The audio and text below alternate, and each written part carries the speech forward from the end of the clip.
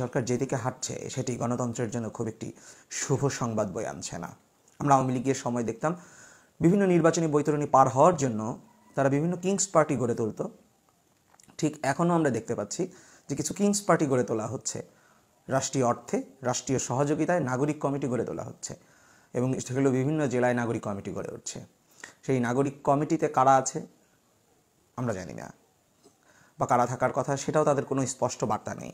তারা রাজনৈতিক দল না, তবে সকল রাজনৈতিক তৎপরতায় তাদেরকে আমরা দেখতে পাচ্ছি এবং সরকার তাদেরকে স্পেস দিচ্ছে, সুযোগ তৈরি করে দিচ্ছে, সেটাও কিন্তু স্পষ্ট। অতএব এই সকল জায়গা বিবেচনা করে বলা যায় যে সরকার তার রাজনৈতিক দ্রভিসন্ধি বাস্তবায়নের জন্য নির্বাচনকে দীর্ঘায়িত করছে এবং সংস্কার এক প্রকার নাটক হচ্ছে। আমরা এখনও কোনো সংস্কারের রূপরেখাই জানতে পারিনি। বিভিন্ন কমিশন গঠন হয়েছে, তবে সেই কমিশনগুলো কী কী সংস্কার করতে চায়, কেন প্রয়োজন, সে ধরনের কোনো বক্তব্য, সে ধরনের কোনো রূপরেখা কিন্তু আমাদের জানা নেই। আবার দেখুন, যে সংস্কার তারা করতে চায় সেই সংস্কারের অধিকার কি জনগণ তাদেরকে দিয়েছে?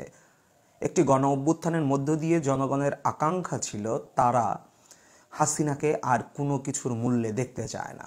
জীবন দিয়ে হলেও তারা এই আওয়ামী লীগ এবং এই হাসিনা সরকারের পতন দেখতে চায়। রাষ্ট্র ক্ষমতায় হাসিনা এবং আওয়ামী লীগকে তারা আর দেখতে চায় না। তাদের কাছে কি, বা সাধারণ জনগণের কাছে কি কোনো রূপরেখা ছিল? বা তখনকার বৈষম্য বিরোধী ছাত্র আন্দোলনকে কোনো রাজনৈতিক রূপরেখা দিয়েছিল যে আমরা হাসিনাকে এক দফা দাবিতে পতন ঘটিয়ে এই রাজনৈতিক বন্দোবস্তের দিকে এগিয়ে যাব? তারা কোনো রাজনৈতিক বন্দোবস্ত দেয় নাই। তো সেই বন্দোবস্তের ভিত্তিতে কোনো গণ অভ্যুত্থান তৈরি হয়নি। গণ অভ্যুত্থান তৈরি হয়েছিল মানুষের প্রতি যে দীর্ঘ সময়ের একটা জুলুমতন্ত্র কায়েম করা হয়েছিল, মানুষকে দীর্ঘ 15 বছর যে নির্যাতন নিপীড়নের মধ্য দিয়ে যাওয়া হচ্ছিল এবং রাজনৈতিক দলের প্রতি যে নিপীড়ন নির্যাতন নিষ্পেষণ ছিল, এই সব কিছু মানুষকে বিক্ষুব্ধ করে তুলেছে এবং তারা এই সরকারের পরিবর্তন চেয়েছে। তারা কোন রাজনৈতিক বন্দোবস্ত চায় এটা বুঝতে পারে শুধুমাত্র রাজনৈতিক দলগুলো। তার কারণ রাজনৈতিক দলগুলোর কাজ, তারা দীর্ঘ সময় জনগণের সঙ্গে কথা বলে, দীর্ঘ সময় তারা জনগণের সঙ্গে কাজ করে, জনগণের বিভিন্ন দাবি দাওয়া নিয়েই তাদের কাজ। অতএব এখানে যে সংস্কারের মানে এক ধরনের ধোঁয়া তুলে নির্বাচনকে দীর্ঘায়িত করা হচ্ছে, এটি আমি মনে করি যে এটি একটি রাজনৈতিক দ্রবিসন্ধি থেকেই করা হচ্ছে। তার কারণ জনগণ কোন ধরনের রাজনৈতিক বন্দোবস্ত চায় সেটি রাজনৈতিক দলগুলোকে বুঝতে হবে এবং রাজনৈতিক দলগুলো জনগণের কাছে সেই রাজনৈতিক বন্দোবস্তের যে ফর্দ, রাজনৈতিক বন্দোবস্তের যে লিস্ট, তালিকা বা তাদের যে পরিকল্পনা, সেগুলো নিয়ে রাজনৈতিক দলগুলো জনগণের কাছে যাবে এবং জনগণ বেছে নেবে যে কোন রাজনৈতিক দল বা কোন জোটের রাজনৈতিক বন্দোবস্ত আগামীর জন্য তারা চাচ্ছে, সেই রাজনৈতিক দলকে তারা সমর্থন দেবে। নির্বাচনের মাধ্যমে ভোটে তাদেরকে নির্বাচিত করবে, তারা নির্বাচিত হয়ে এসে নতুন রাজনৈতিক বন্দোবস্ত, নতুন সংস্কার তারা করবে।